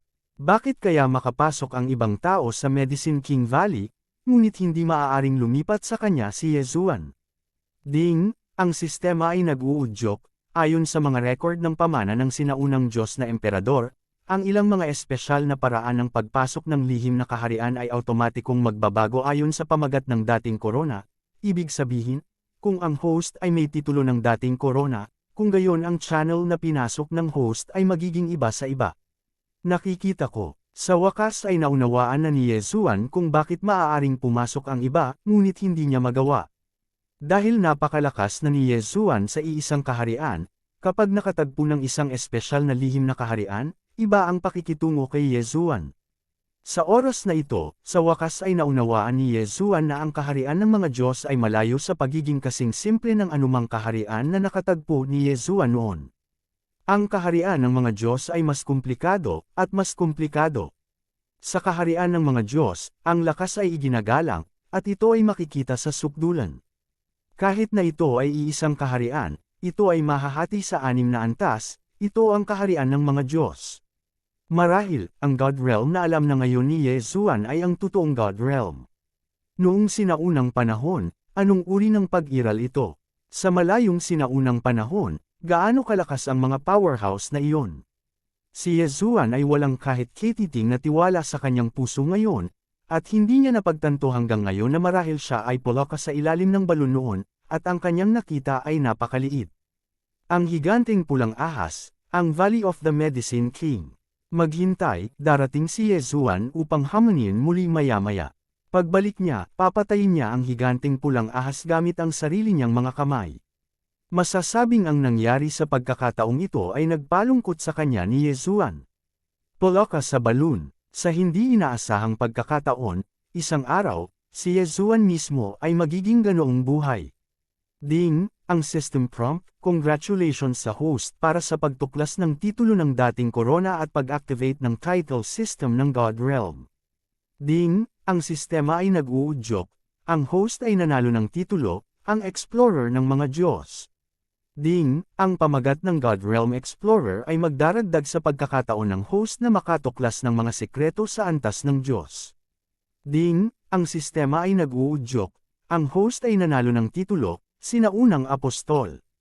Ding, ang titulo ng Sinaunang Apostol ay magpapataas ng pagkakataon ng host na matuklasan ang sinaunang lihim na kaharian. Nakakuha ka ba ng 2 titulo sa parehong oras? Kabanata 2218 Emergency Return. Si Yesuan ay walang masyadong pakialam, dahil sa oras na ito, naiinis pa rin siya. Napakatagal na mula noong siya ay pumasok sa kaharian ng mga Diyos, at si Yesuan ay nakaranas ng ilang mga labanan at pakikipagsapalaran. Ngunit ngayon alam na niya na ang God Realm na alam niya ay napakalimitado, at ngayon ay talagang naunawaan niya na hindi ganoon kadali ang paggalugad sa God Realm. Ngayon ay may 2 gawain si Yesuan na dapat tapusin.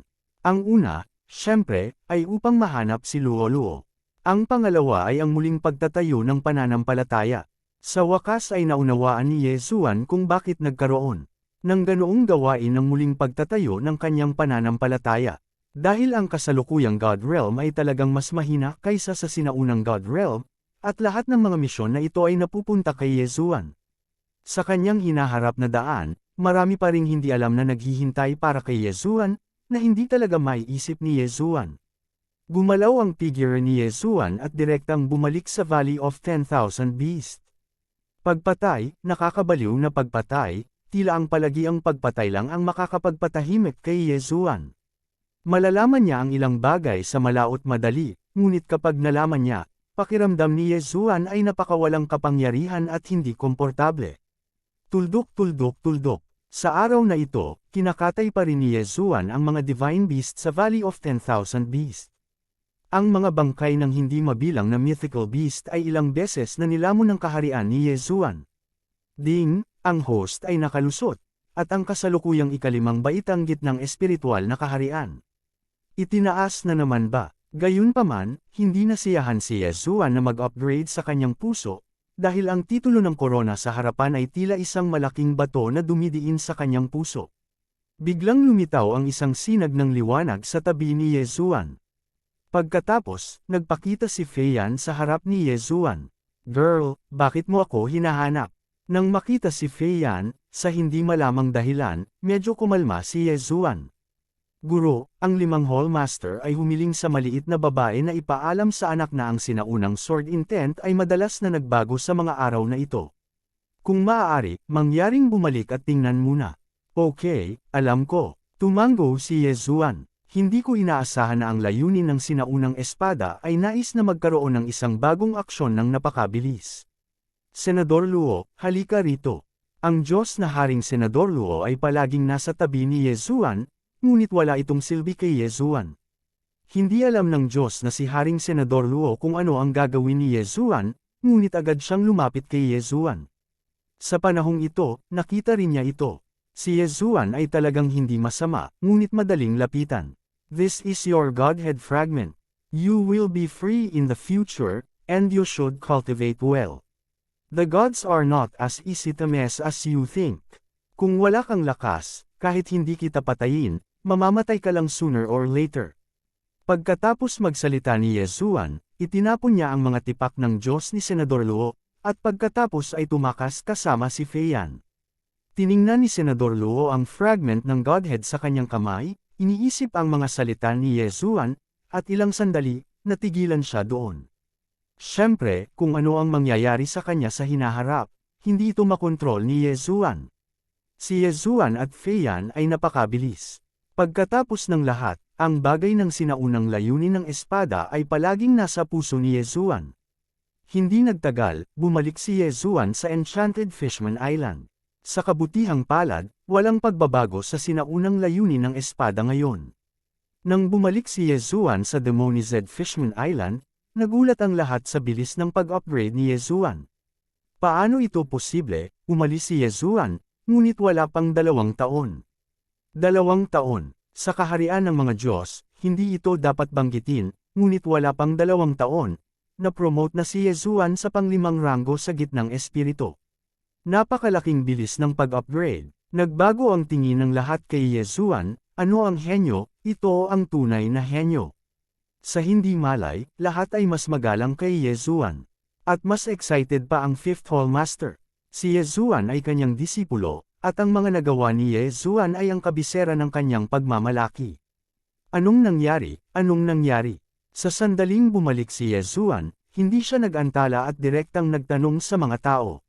Master Ye, pagkatapos mong umalis, ang lahat dito ay normal. Ngunit kalahating taon na ang nakalipas, mayroong isang misteryosong kapangyarihan na patuloy na nagsisikap na tulungan ang sinaunang espada na naglalayong basagin ang selyo. Higit pa rito, ang mga taong ito ay napakalakas na hindi ako makapaghintay, at hindi ko alam kung sino sila. 1 buwan na ang nakalipas, ang isang hindi magagapi na pagbabawal na itinakda mo ay talagang binigkas ng mga taong iyon. Kahit na sinubukan din namin ang aming makakaya na pigilan ito, hinahayaan pa rin namin ang mga tao ng misteryosong puwersa na makapasok sa gilid ng sinaunang espada. Ang mga taong ito ay patuloy na sinisira ang selyo ng sinaunang layunin ng espada, kaya maaari ko lang hilingin sa iyo na bumalik ng maaga. Lahat ng sinabi mo, sinabi ko kay Yesuan ang nangyari. Bahagyang kumunat ang noo ni Yesuan. Hindi na makatiis. Sa katunayan, matapos marinig ang kalahati lamang nito, nahulaan na ni Yesuan kung sino ang may kasalanan. Lumingon si Yesuan at tinanong ang master ng Fifth Hall, Guru, ano ang nangyayari sa Mo Xiang sa panahong ito? Ang tanong ni Yesuan ay lubos na naguluhan sa lahat. Tanging ang matanda sa 3 bulwagan ang biglang natigilan. Ito, ewan ko, curious din ako, bakit hindi man lang nagpadala ang sekta ng mga susuporta? Kita mo, dinala ko lahat ng kapatid mo dito, malapit nang maging freelancer ang 5 bulwagan natin may puwersa sa labas ng Mo Xiang. Ngumiti ang Panginoon ng 5 bulwagan, kahit na si Yesuan ay kanyang apprentice, ngunit hindi siya nang ahas na maging malaki sa harap ni Yesuan. Tumango si Yesuan, at pagkatapos ay direktang sinabi ang isang bagay na ikinagulat ng lahat. Kung ganoon, Master, dapat mong iwan si Mo Xiang. Kung hindi ako mali, sa pagkakataong ito, si Mo Xiang ang may kasalanan. Sa tingin mo ba, Shishu? Sinabi ni Yesuan ang huling pangungusap, syempre, sa elder ng 3 bulwagan. Yesuan, ano ang sinasabi mo? Gusto mo bang linlanggan ang iyong Panginoon at sirain ang iyong mga ninuno? Ngunit naglakas loob kang pagdudahan ang sarili mong sekta. Galit na sabi ng matanda sa 3 bulwagan. Sayang at hindi man lang siya pinansin ni Yesuan, ngunit direktang bumaril. Oo, sa harap ng napakaraming tao, si Yesuan ay bumaril ng walang pag-aalinlangan. Pagsira sa Diyos, Megatron, anyo ng magic weapon. 5 sword lights ang sumugod patungo sa elder ng 3 bulwagan, at kasabay nito, direktang pinaghiwalay ni Yesuan si Megatron mula sa Excalibur. Ang sibat ng pagkasira, paghahagis ng mga sandatang mahika, at malakas na pag-atake. Walang kwenta, ang galit na Divine Bow, automatikong naglalak sa kalaban at humahabol ng tuluyan. Well, ito ay okay. Hinawakan ni Yesuan ang marahas na banal na busog na binago ni Megatron, at direktang ibinaluktot ang busog. Sa sandaling pumutok siya, ito ay 9 na arrow, 9 na banal na arrow ng liwanag, na direktang nakalock sa nakatatanda ng ikatlong bulwagan at bumaril. Biglang bumaril si Yezuan, walang nakakaisip nito, kasama na ang mga elder ng Third Hall. Pagkatapos ng lahat, sa kanyang mga mata, gaano man kasuway si Yezuan, isa rin siyang disipulo ni Mo Xiang. Higit pa rito, sa napakaraming tao dito, pakiramdam niya ay hindi maglalakas loob si Yezuan na linlangan ang kanyang amo at sirain ang kanyang mga ninuno. Nambubuli sa mga guro at naninira sa mga ninuno. Haha, ang sekta ni Yezuan ko ay hindi ang ipokrito mong Mo Xiang, kundi ang ikalimang bulwagan. Malakas na sabi ni Yezuan, at sa parehong oras, ang figure ay nagmamadaling lumabas. Boom! Kabanata 2219 ang bisperas ng bagyo. Nahulog ang isang espada, direktang pinutol ang mga braso ng nakatatanda sa ikatlong bulwagan, habang ang kabilang kamay ni Yezuan ay agad na naglabas ng ilang mga paghihigpit, na direktang tinataka ng nakatatanda sa ikatlong bulwagan. Nangyari ang lahat sa isang kisap mata. Masasabing walang nag-react, pati na ang mga alagad ng ikatlong bulwagan. Gamit ang isang kaway ng kamay ni Yezuan, diretso niyang inalis ang Chen Kunring ng elder. Matapos makitang wala nang dapat pang alagaan, diretso itong kinain ni Yezuan. Ding, ang host ay gumawa ng isang pambihirang tagumpay, at ang kasalukuyang ika-6 na baitang gitnang espiritual na kaharian. Sa oras na tumugon ang lahat, ang pangkalahatang sitwasyon ay napagpasyahan na. Sa oras na ito, ang mga matatanda ng ikatlong bulwagan ay matagal nang nawalan ng kaunting kakayahang lumaban. Yezuan, anong ginagawa mo? Ilang sigaw ang umalangaw-ngaw, at ang mga disipulo sa ikatlong bulwagan ay mas handang makipaglaban. Gayunpaman, ang mga tao sa ikalimang bulwagan ay nagtiwala kay Yezuan. Bilang karagdagan, ang Lingshan Pavilion, Bailu at iba pang puwersa ay sunod-sunod ding naglunsad. Ilang saglit, tensyonado ang buong bulwagan, at tila sesabog na ang susunod na sandali. Okay, kapag sinabihan ka ng mga matatanda mo ng totoo, malalaman mo ang ginagawa ko. Malakas na sabi ni Yezuan, pansamantalang itinigil ang hidwaan na malapit ng sumiklab. Pagkatapos, sinabi ni Yezuan sa elder, magsalita ka, sabihin sa amin ang iyong misyon at ang mga aksyon ng unang bulwagan. Alam kong hindi ka paganap na nahulog dito, kaya hindi kita direktang pinatay, ngunit tinatakan ka. Kung may konsensya ka pa, dapat alam mo kung ano ang dadalhin nila kay Mo Xiang Beijing. Ikaw, paano mo nalaman? Ang hindi malay na mga salita ng elder ay walang alinlangan na katumbas ng sinabi ni Yezuan na totoo. Paano ko malalaman, hindi mo na kailangan magtanong, huwag kang mag-alala, hindi ka taga-unang bulwagan, ginagamit ka lang, sabihin mo sa amin ang mga partikular na bagay, masisiguro kong ma-unlock agad ang selyo mo, at gagawin ko ito para sa iyo. I-reshape mo ang iyong katawan. Talaga. Masasabing kahit ang matanda na ito ay hindi sumasang-ayon sa ginagawa ngayon ng unang bulwagan, ngunit malalim ang itinago niya at hindi niya inilantad. Dahil dito, ang unang bulwagan ay palaging nagtitiwala sa kanya, at nagustuhan din ito ni Yezuan, kaya hindi niya ito pinatay. Huwag kang mag-alala, kung tatawagan kitang Tito Shi, gagawin ko ang sasabihin ko, at sasabihin ko sa kanila ang lahat ng nalalaman mo. Okay, sabi ko. Matagal nang hindi mapalagay ang puso ng matanda, at ngayong lumipas na ang sitwasyon, natural na ayaw niyang magtiyaga. Ipagkanulo ng matanda ang sekta at papatayin siya. Biglang namula ang isang alagad ng ikatlong bulwagan, at direktang binaril ang elder ng ikatlong bulwagan. Nakakalungkot na nasa dike na si Yezuan, kaya bago pa makakilos ang disipulong ito, lumapit na si Yezuan sa kanyang tabi. Patayin gamit ang isang espada. Okay, tell me, don't worry, walang makakatakas sa mga mata ko sa mga tao nila.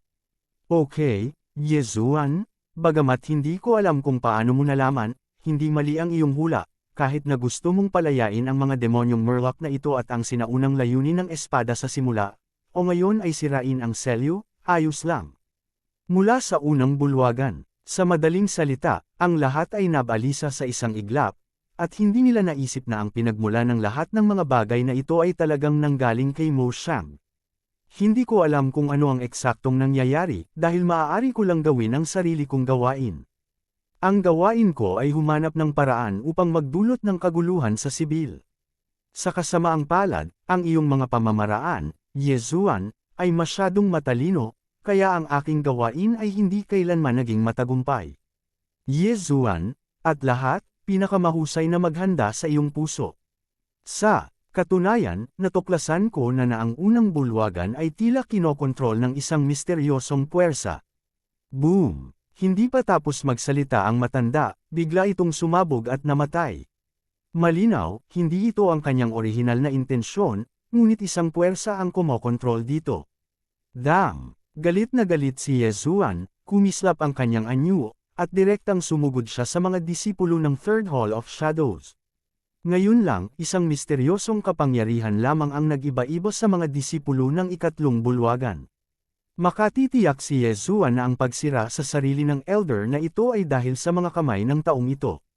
Kung hindi nag-set up ng ban si Yezuan, natatakot ako na ang pagsira sa sarili na ito ay mapapahiya ang lahat. Boom! Isa pang slash. Nakakalungkot na patay na ang elder, at pinatay ni Yezuan ang disipulong ito ngayon, at hindi ito nakakatulong. Damn it, naging pabaya ako. Hinawakan ni Yezuan ang Divine Sword sa kanyang kamay at labis na inis. Hindi na kailangang mag-alala ni Master Ye, masasabi lang niya na mahusay ang paraan ni Mo Xiang, at may mga backhand pa. Oo, ngunit hindi inaasahan ng lahat na ang lahat ng mga kaayusan na ito ay talagang ginawa ni Mo Xiang. Ano ang ginagawa nila? May isang bagay pa rin na hindi naiintindihan ng lahat ngayon. Sa ngayon, alam na nila ang lahat. Bagamat medyo sinisi ni Yezuan ang kanyang sarili, syempre imposibleng may ugnay ang lahat ng sisihin sa kanyang sarili. Matapos pugutan ng ulo ang disipulo, napakalinaw ng puso ni Yezuan. System, tuklasin ang mga taong ito at tingnan kung mayroong anumang mga puppet na sumisira sa organisasyon. Ding, nag-prompt ang system, hindi nahanap. Mabuti na lang at kontrolado na ang sitwasyon dito ngayon, ibig sabihin, hindi mapapansin ng mapanirang organisasyon ang anumang abnormalidad sa maikling panahon. Gayunpaman, alam ni Yezuan na matutuklasan siya sa madaling panahon. Hindi ngayon ang oras para pag-usapan ito, guro, at mga kapwa nakatatanda. Nais kong hilingin sa iyo na bumalik sa Masyang Pavilion sa lalong madaling panahon, at ipaalam sa mga tao sa iba pang 8 bulwagan ng hindi nakakagambala sa unang bulwagan. Lumikas ka agad at sumama sa amin sa lalong madaling panahon. Yezuan, nag-aalala ka ba na sasalakayin ng unang bulwagan ng ibang mga bulwagan? Takang tanong ng Fifth Hall Master. Tumango si Yezuan, naniniwala siya na hinding-hindi hahayaan ng Extermination Organization na pumunta ng ganoon kadali. Okay, let's go now. Sa pamumuno ng Hall Master ng Fifth Hall, ang natitirang mga disipulo ng Masyang ay umalis at lumipad patungo sa Masyang.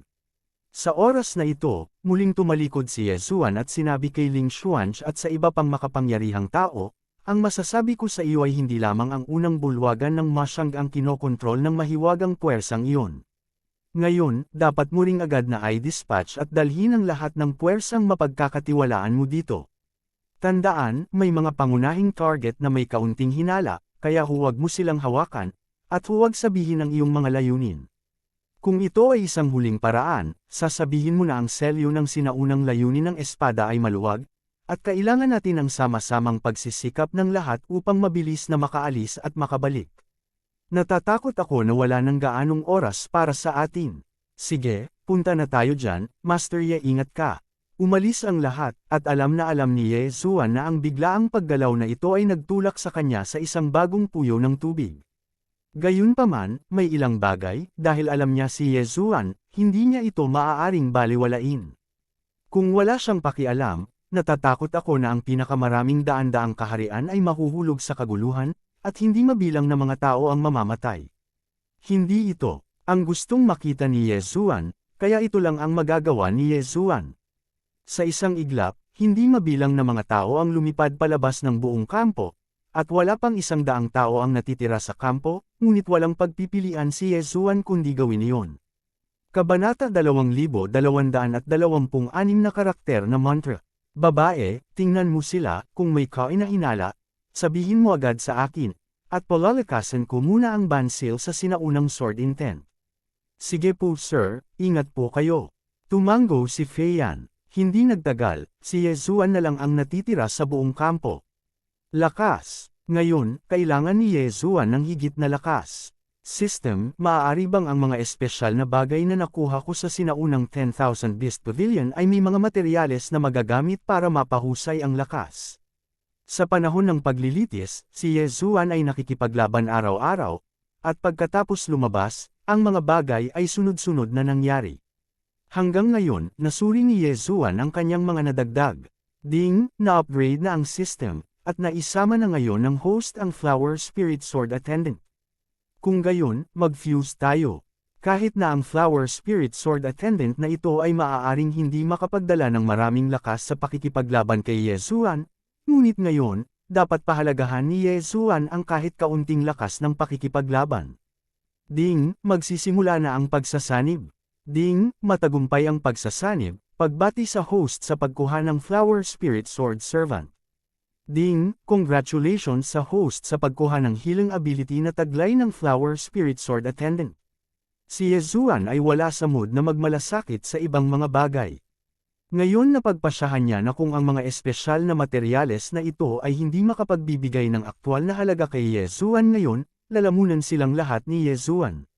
System, patuloy na suriin, mayroon bang anumang kapakipakinabang? Ding, ang system ay nag-uudyok. Hualingjan ay maaari na ngayong i-promote, kung pipiliin ng host na i-upgrade ang Hualingjan. Sige, pumili ka. Ding, matagumpay ang pag-upgrade, pagbati sa host na si Hualingjian Servant sa pag-upgrade sa Huashenjian Servant. Ituloy. Ding, ang sistema ay nag-prompt na ang host ay mayroon na ngayong kabuuang 123 na kopya ng iba't ibang mga kasanayan at mahiwagang kapangyarihan. Mga kasanayan at supernatural na kapangyarihan. Kailan mo nakuha ito? Siya nga pala, pagkatapos na makapasa sa pagsubok ng sinaunang 10,000 Beast Pavilion, nakakuha si Yezuan ng libu-libong kayamanan, ngunit hindi ito maingat na sinuri ni Yezuan. Tila nakuha ang mga ito noong panahong iyon. Dahil ito ang kaso, pagkatapos ay isama ang lahat ng mga mahiwagang kapangyarihan at kasanayang ito, at idagdag ang lahat ng mga espesyal na materyales na maaaring idagdag. Gusto kong makita kung anong mga kasanayan ang maaaring dalhin sa akin sa pagkakataong ito. Oo, saysabog si Yezuan ng isang beses, maglalagay siya ng napakaraming mahiwagang kapangyarihan at hindi mabilang na mga espesyal na materyales, kahit si Yezuan ay hindi alam kung anong mga mahiwagang kapangyarihan ang kanyang nakuha. Gayunpaman, ang malaking sugal na ito ay kinakailangan. Ding, nagsasama. Ding, may idinadagdag na mga espesyal na materyales. Ding, nag-prompt ang system, ipinatawag ng host ang mga kasanayan sa mundo upang tumugma sa mga bagong kasanayan, at automatiko itong magsasama. Ding, nag-prompt ang system, ang mirror magic power ng host ay tumutugma sa bagong kasanayan, at ang pagsasanib ay automatikong gumanap. Ding, ang sistema ay nag-uudyok, binabati kita sa host, nakuha ang bagong supernatural na kapangyarihan, ang 6 na karakter na mantra. Ang 6 na karakter na mantra ay binubuo ng 6 na karakter, buhay, kamatayan, kapansanan, pinsala, pagbawi, at pagkasira. Muling pagsilang, kapag ang host ay nakaharap sa isang karakter na hindi mas mataas kaysa sa kanyang sariling antas, ang karakter ay maaaring mabuhay muli sa loob ng 3 araw pagkatapos ng kamatayan. Ang mga mas mataas kaysa sa kanilang sariling kaharian ay maaaring mabuhay na muli gamit ang mga espesyal na mapagkukunan. Kamatayan, kapag ang host ay nakaharap sa isang kaaway na hindi nagsasabi sa kanyang kaharian, maaari siyang magpasya sa buhay at kamatayan. May kapansanan, nasugatan, katulad ng mga epekto ng kamatayan. Maaaring kopyahin ng host ang tinukoy na target sa isang salita, ngunit ang lakas ng replika ay maaari lamang ang pinakamataas na antas ng host.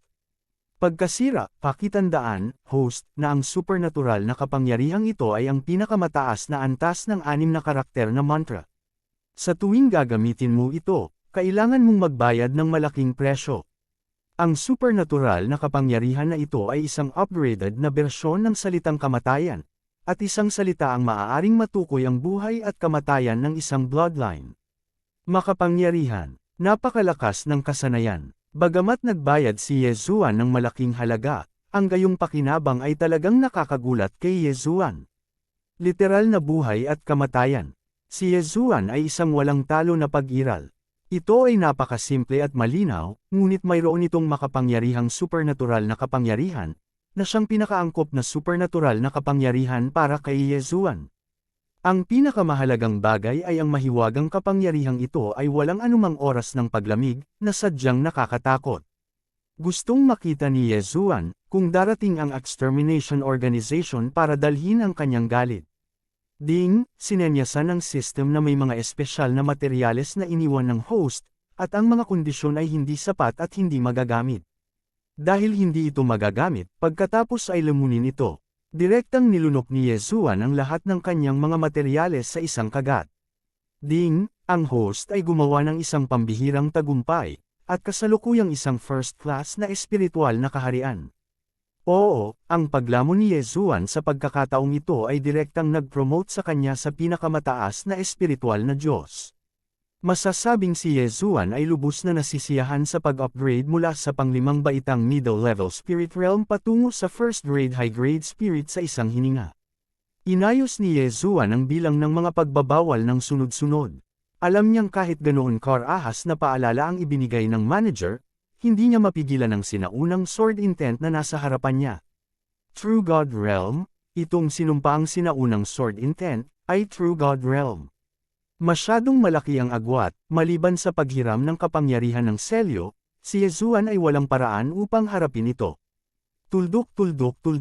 Si Mo Xiang Beijing, na naging mahinahon sa hindi kilalang bilang ng mga taon, sa wakas ay hindi natahimik. Sa buong Motion 100 Realm, may mga pare-parehong figure at hindi mabilang na mga taong naglalakad pabalik-balik, dahil alam nilang lahat na ang isang malaking kaganapan na sapat na upang walisin ang buong Motion 100 Realm ay malapit nang mangyari. Ang mga tao ay patuloy na bumalik sa kampo at pumunta sa tabi ni Yesuan. Sa oras na ito, isang bagong lungsod ang naitayo na sa paligid ng Lingbo Lake.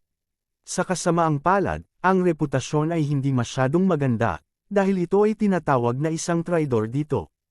Sa mata ng mga ordinaryong Diyos na hindi sapat para makilahok sa malaking kaganapang ito, paano kaya ang dami nilang alam? Ang alam lang nila ay ang balitang inilabas ni Mo Xiang. Walang kamalay-malay, si Yesuan at ang iba pa ay tinawag na mga rebelde. Gayunpaman, kahit na si Yesuan o sinuman, wala silang pakialam dito. Para kay Yesuan, hanggat kaya niyang pigilan si Mo Xiang, anuman ang tawag kay Yesuan, matatanggap niya ito. Siyempre, sa paglipas ng panahon, ang unang bulwagan ni Mo Xiang sa wakas ay nakakita ng abnormalidad. Matapos mailikas ang kalahati ng 9 na bulwagan, sa wakas ay lumipat ang unang bulwagan ng Mo Xiang Pavilion. Magdamag, ang 9 Great Halls ay minasacre. Mula sa Hallmaster na hindi lumikas hanggang sa mga ordinaryong disipulo, hindi mabilang na mga tao ang namatay sa trahedya. Sa oras na ito lamang nalaman ng mga tao na sa unang bulwagan ng Mo Xiang Pavilion, mayroong hindi lamang isang super powerhouse sa Real God Realm, kundi 5. 5 super powerhouses ng Real God Realm, isang nakakatakot na puwersa. Gayunpaman, ang bilang ng kanilang karaniwang mga alagad ay mas maliit. Ang dalawang puwersa ay patuloy na pinagsasama ang kanilang sariling mga lakas, at isang labanan ang magsisimula sa Mo Xiang Baiji. Sir, hinihiling ka ng Pavilion Master ng Lingshan Pavilion na makita ka. Pinag-aaralan ni Yesuan ang bagong pagbabawal, ngunit narinig ang boses ni Fei Yan. Sa oras na ito, si Yesuan ang naging pinakamataas na think tank ng buong koalisyon. Hindi man siya matatawag na commander, hindi naman siya mas malala. Ngayon sa buong hukbo ng koalisyon, tanging si Yesuan ang umaasa sa suporta ni Mo Xiang, Mo Xiang Training Camp, Ling Xuanj, at ng mga taong niligtas niya sa Banshan Mountain, at ang prestihiyo ay maaaring pansamantalang mamuno sa hukbo ng koalisyon. Siyempre, marami pang dapat gawin si Yesuan kung gusto niyang talagang kontrolin ang kapangyarihan. Oh, papasukin mo siya. Casual na sagot ni Yesuan.